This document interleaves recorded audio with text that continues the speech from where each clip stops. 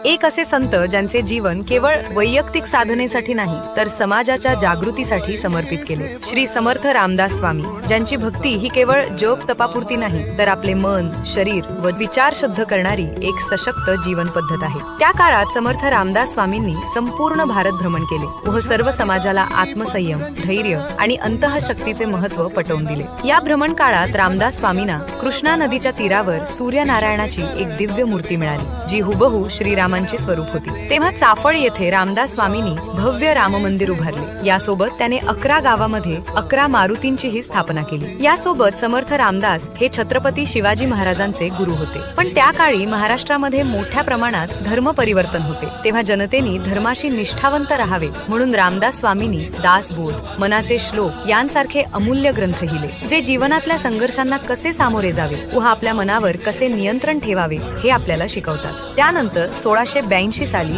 माघ नवमीच्या दिवशी रामदास स्वामींनी सज्जनगड येथे समाधी घेतली. म्हणूनच हा दिवस रामदास स्वामींच्या स्मरणात रामदास नवमी म्हणून साजरा केला जातो. जिथे अनेक भक्त या दिवशी दासबोध, मनाचे श्लोक यासारखे अनेक महाराजांचे ग्रंथ वाचतात व सज्जनगडावर अगदी जल्लोषाने महाराजांचा समाधी उत्सव